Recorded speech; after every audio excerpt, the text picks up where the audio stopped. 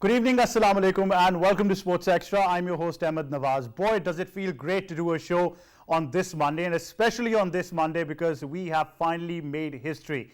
I've been talking about the fact that I read a tweet, and I think it summed it up beautifully, that the monkey is off our backs, and it clearly is, because boy, does it feel great to be on the other side when it comes to facing India in a World Cup encounter, having I think, a record to enjoy against them. All odds against us, but once again, Pakistan cricket surprises the entire world. And in what spectacular fashion. I think it's not just about beating them, but beating them with 10 wickets, not just giving them any opportunity in the game, not letting them for once feel like they've got the game in their hands, is certainly something superb.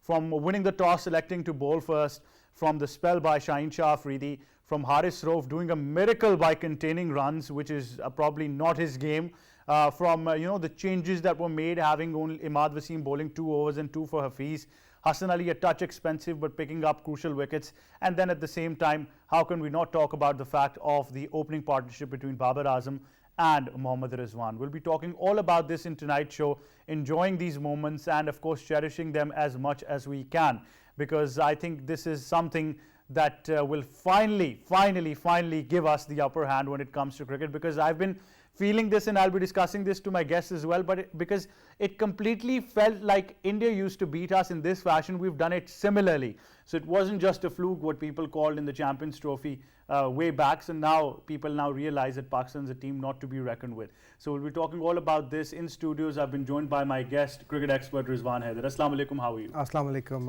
Ahmed. Good to have you on the show. We've also been joined by cricket commentator, cricket expert, and somebody who was equally over the moon when it comes to enjoying this moment, Leena Moin Aziz. Assalamu alaikum, Leena. Walaikum salam, Ahmed, and hope all of you are happy and all of you are well. I'm just absolutely over the moon. Well, we certainly are, all of us are, and will we probably, I think the discussion, Leena, I'll start off with you, because I was having a chat with you as well last night. What does it mean to people who have seen history, who have, I was discussing this with Rizwan Bhai as well, that we all have friends across the border, acquaintances as well, former colleagues, whatever you want to call it, and we have faced this bullying where we have never been able to be on the other side. So what does it mean for people like us? Well, it feels, first of all, Ahmed, it feels liberating. It feels absolutely like, someone had tied us with like a rope or something, and now that rope is released and we're free people. Recently, I was working with a lot of Indians, and they're really nice people, good friends, and great to work with. But the fact that every now and then in a conversation will come up that how Pakistan's never been able to win a World Cup match against the Indians. We have won 2 World Cups, but we never beat Indians in those World Cups. So we, to sort of get that monkey off your back, like you said, and like Basit was also saying in commentary yesterday, it just feels fantastic. And one reason that I'd like to, point out that the happiness even doubled is that we beat them comprehensively. They have probably never beaten us like this, like with 10 wickets in a big World Cup match, with the opposition having absolutely no say in the matters, and just the 2 openers playing so beautifully, chasing the score.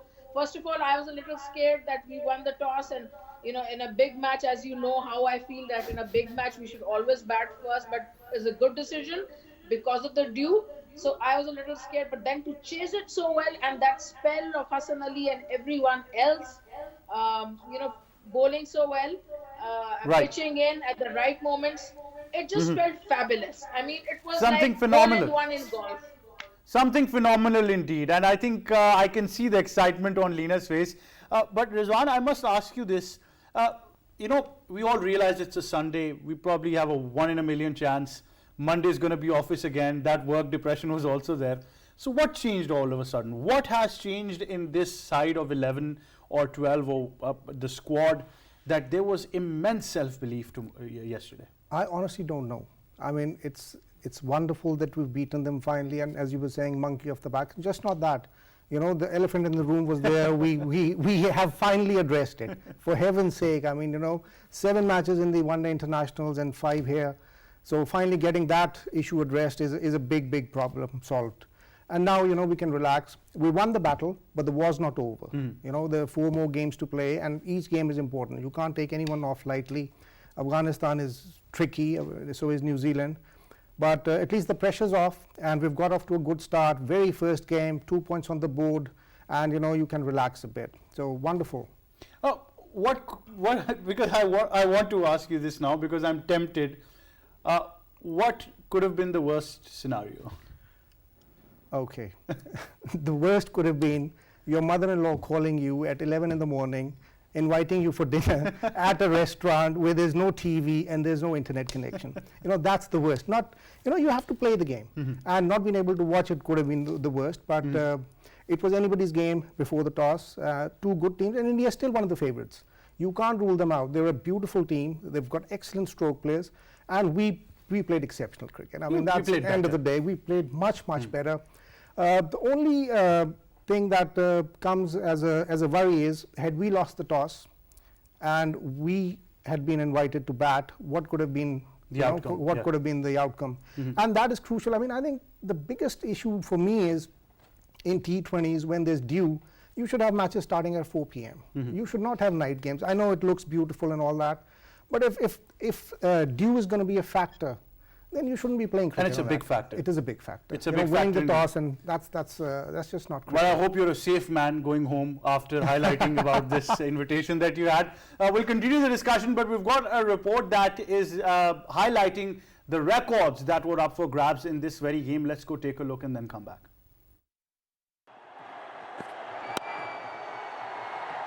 Just a single. Are they going to get a second? Yeah, they're charging back for the second. This could be the moment. This is the moment. And all of Pakistan will celebrate. Pakistan brought to an end India's near 3-decade domination of them in the world stage in the most convincing fashion, embarrassing their arch rivals by 10 wickets in the Super 12 stage of the T20 World Cup. It was indeed a resounding win, as resounding as Shaheen Shah Afridi's leg before appeal on Rohit Sharma in the first over of the match. First blood, Pakistan. What a beauty, full and straight. This has been a weakness with Rohit Sharma for a long time. It was a win that is being rejoiced all over Pakistan. Discussing all the stats and records from the recent match, Pakistan recorded their first win in the Men's T20 World Cup against India, having failed in their previous 5 attempts. Moreover, this win was Pakistan's first ever by a 10-wicket margin in Men's T20 International and the first such defeat for India in this format. Since Shaheen's T20 debut in February 2018, no other player took more than 13 wickets in the first over of T20 innings. Gone, he's in the game with the new ball, he's in the game with the old ball. In addition, runs scored by the Indian openers in this game were the lowest aggregate in a Men's T20 World Cup game. The target was successfully chased by Pakistan against India was the second highest chase in the Men's T20 International without losing a wicket. Mohammad Rizwan and Babar Azam's unbeaten partnership is now the highest opening partnership in the Men's T20 World Cup. It is also the second highest partnership for any wicket in the Men's T20 World Cup. Babar and Rizwan also became the first pair with a 150-plus stand against India in T20 internationals. Rizwan's unbeaten score is now the highest for Pakistan on Men's T20 World Cup debut, while Babar's 68 is the second highest on the list. Moreover, Babar's unbeaten knock is the highest score by a Pakistan captain at the Men's T20 World Cup. It is also the second highest score on a captaincy debut in the Men's T20 World Cup. This is the moment. And all of Pakistan will celebrate, as will these 2 young men out there. They're a wonderful opening partnership. Mohammad Rizwan, Babar Azam, calm, clinical, and extremely skillful. There you have it. All you need to know about the records that were up for grabs, and we're going to continue the discussion. There is so much I want to discuss, and I'm just trying to remember each and every bit because I want to enjoy these moments as much as I can. I think I've watched the highlights about 3-4 times now, but I still want to see them again. Leena Moin Aziz, very particular point that I want to inquire to you about is, let's just start from the toss. I understand that we knew dew was going to be a factor, and leading up to this game, sides who were bowling first were winning in this World Cup. So I think that was up there. But the moment these boys stepped onto the field to bowl first from that very first over, I saw a plan which I have never seen the Pakistan team executing so well that they have done. Who needs to get credit for this? First of all, Shaheen Afridi is a wonder boy. I mean, the way he bowls his first spell, he can really stamp his authority on the opposition. There was a very interesting article the other day by Usman Samiuddin in which he sort of, sounded these alarm bells for the opposition, for the Indians. And I think it was brilliant mind games that he played with the opposition through, journalists from Pakistan playing a mind game. In that article, I mean, he made it so clear that if Shaheen Afridi is going to get a wicket in the first over, and in the first spell, if he gets two, then it's very difficult for any opposition to come back. And the way he's bowling these days, I mean, you heard that Nasir Hussain was all praise for him. He said no 21 year old boy is bowling like this. He's just a class apart, a breed apart. He's worked hard. He has the yorker, he has the bouncer, he has the length ball, he has this ball going across you. He sets you up, going across, outswing, and then one ball will come into you. So he knows how to set up a batsman and to get a wicket like Rohit Sharma. I mean, he's their pivotal man, Rohit Sharma. There's no question about it. You get him, and then half the battle is won. And then if you get someone like Virat or Rahul, another second battle is won. But if you get in the opening slot, if you get Rohit Sharma, then obviously the Indians get a bit flat. So he did that. He bowled a beautiful first spell and he got those wickets. Rahul and Sharma both gone, and thus he set up the match. From there onwards, Virat Kohli was always playing catch up. He wasn't like in dominate. He got a 50, but it wasn't a dominating 50. It was a catch up 50. He was just trying to, stabilize things, and then just when Pant hit those two sixers, I mean, it seemed like India might just dominate a little bit, but then his wicket fell, and that was great. So, it was Shaheen Afridi, and then everyone else supported him. Like, how everything falls into place. There's a one big thing which makes the effort, and then, the supporting cast does their job. So the rest of the bowlers yesterday was supporting cast. The hero of the day was Shaheen Afridi, and he set it up, and then his supporting cast did everything well. Fielding was excellent. Absolutely. They didn't drop anything. So I think it was mainly the plan was to intimidate them and get wickets through Shaheen Afridi, and from there on control the game, and that's exactly what they did. Absolutely. Rizwan, what would you like to add? Because for Shaheen Afridi, I think if Wasim Akram Waqar are praising you for your bowling, then I think you're already the best in the world right now. But let's be very honest that India is technically always more advanced than us when it comes to the game itself. KL Rahul, Rohit Sharma, I have no doubt in Rohit Sharma because the person who comes first ball hits a new ball 140 Ks for a 6 in one-day cricket, T20 cricket. I've seen him do that, and all kinds of shots, and then Kohli and such a batting lineup. You really got to come up with a skill level that has never been seen, but Pakistan has been able to execute that. I think it's just not how good he is, but there are probably other factors as well. Probably Allah's support was there because that's always there. It was amazing. Just not him. I mean, he bowled an excellent 3 overs and he got 2 wickets. But then Imad's over on the other end were amazing as well. I mean, 6 or 8, 10 in a power play. In a power play, a spinner coming on. And Hafiz did bowl well, and Haris Rauf. Was anyone expecting slower balls from him? And 4 overs for 20 something. He's the kind of player who can, if you target him, you can get 30, 35, 40 runs as well. Hassan was expensive, but he got 2 important wickets. So it was just, and I think I didn't see any misfielding. We didn't drop any catches. That's just not Pakistan. You can go to Sri Lanka and say, they're pretty good at catching and, the trainings that the Aussies have. But I've never seen Pakistan play like this, the catching, the fielding, the temperament. I mean, everyone was backing everyone. So I think it's just, as a team, it was just our day. Then what happened with India? Because, Rizwan, let's be very honest, I would never expect a team like India to be 36 for 1 or 2 in a power play. 36 for 2 in a power play, it's something we're used to seeing from Pakistan, not India. Well, historically, after Saeed Anwar, we've always been 50 for 3 or 30 for 2 and something like that. So it's just been the last 1.5 years since Babar and Rizwan have started opening together when he started in New Zealand that, we've had stability in the top order. And it also just shows that you don't need power hitters, you need specialists. Technically good Technically batsman. correct batsman. Rizwan is very hardworking. He's not as talented as Babar, but you know, they get the job done. They've done chased 200 in England. They chased a 200 in a one-day international T20 as well. So we've never seen that before, and that stability is the thing that, you know, worries everyone. And once India was on the back foot, as Alina was saying, once you're 36'2", it's always catch up. But for me, had Pakistan been in the same boat, 36'2" in the power play, or, you know, 40 for 3, would Hafiz and Shoaib Malik been able to, you know, get us to 150 and Asif? I don't think so. You know, that's the worrisome part that we need to work on. That's very important. I think Rizwan highlights a very important point, that if things tend to be a bit messy, then can we have a recovery job as same as this? Because frankly speaking, I think Virat did a good job trying to take it to the very end. He had one end stable, had Rishabh Pant doing most of the aggressive batting, but you've got to give credit to him as well, who tried his best that India could be over the line, but some exceptional bowling by Pakistan.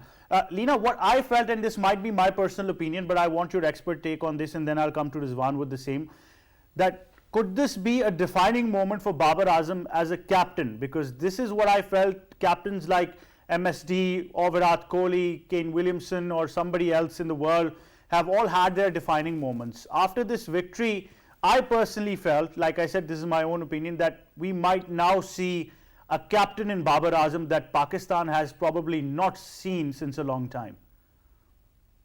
Well, you know, it could be. I mean, it's not easy to say. I mean, I can't put my head on the chopping block for this.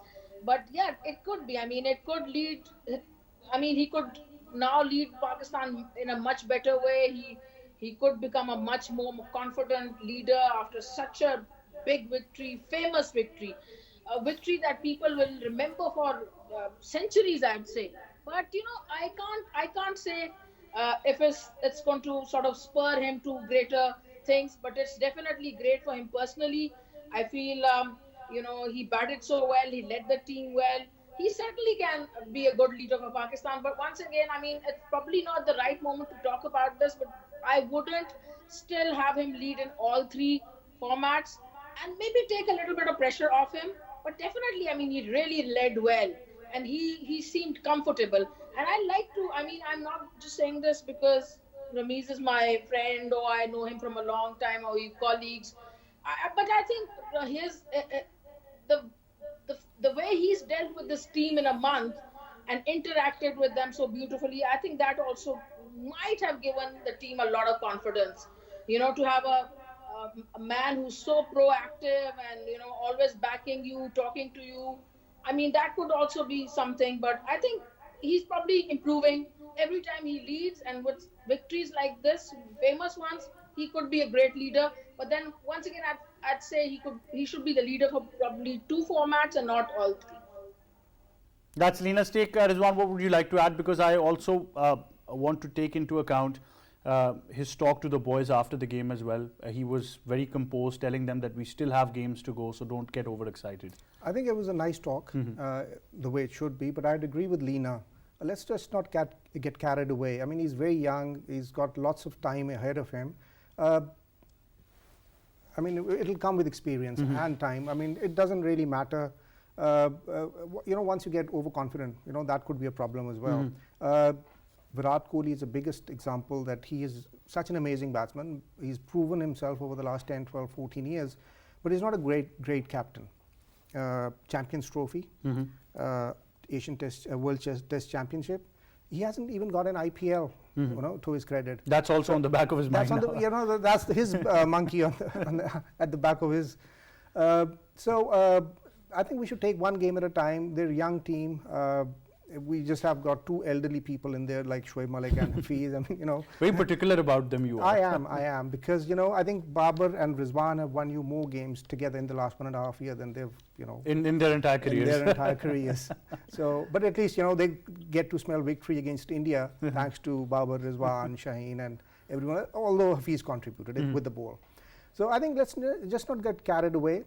He's a young chap. Let him, you know, find his feet on the ground.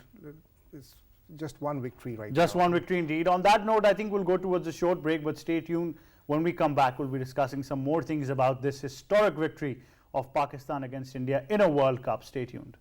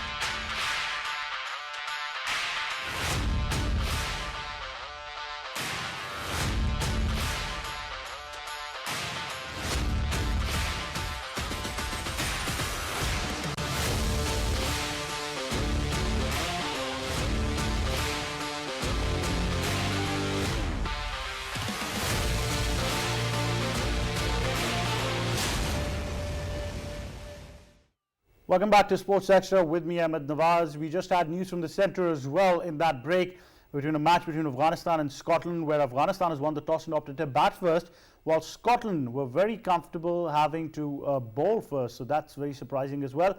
But nonetheless, it's going to be a very exciting game because it does tend to, set the tone for the tournament as well. But there's another group as well, Rizwan, that we've not talked about much right now. But that is a group certainly that has a lot of competition. I think it is the group. I mean, if you look at it, all 6 teams, I mean, they were hoping, I think, Bangladesh and Sri Lanka, one would be in our group and one in the other. But all 6 of them going there means it is literally the group of death. No team can survive without, any team can beat any other team.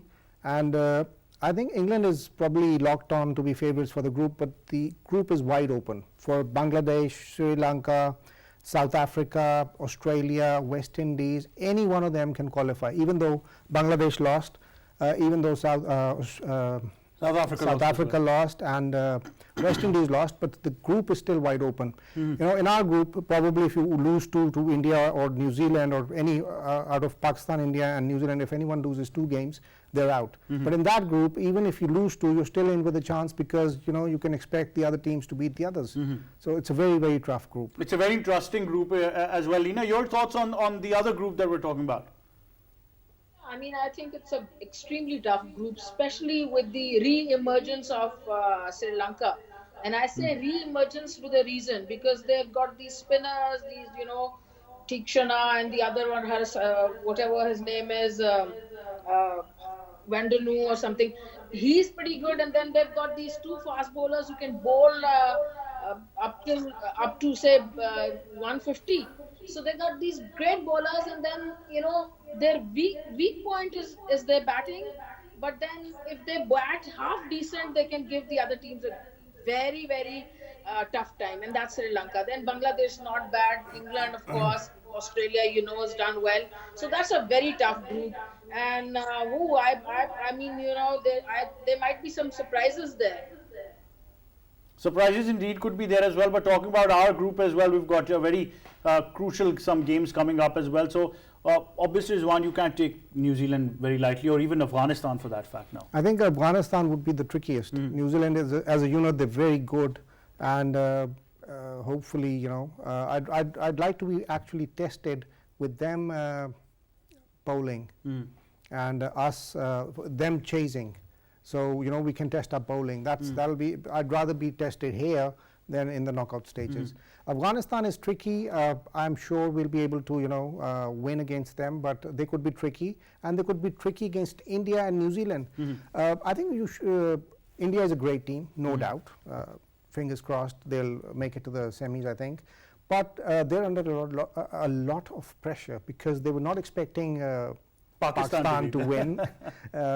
And they had a sure shot. I mean, if you look at the record, you remember in the 80s when we were beating India left, right and center in Sharjah, they're not playing a single game in Sharjah. They're that scared.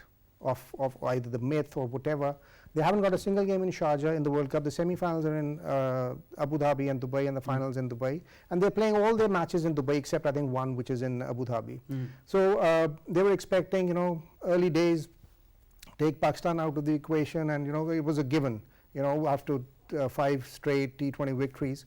So they're under a lot of pressure, and if New Zealand or Afghanistan can, come up with a surprise victory, India will be in a lot of trouble. A lot of trouble indeed. Leena, I particularly want to ask you this on your final note, that do you believe that India is going to be under immense pressure, because they do realize that if they go on and lose another game, it might be curtains for them in the World Cup?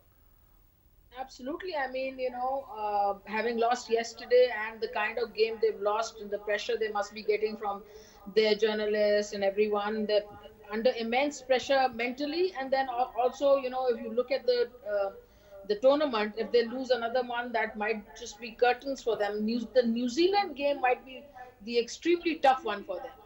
And I really want New Zealand to beat them. I mean, really, I would love that. And I'm not looking for another India-Pakistan game, because that's just too much excitement.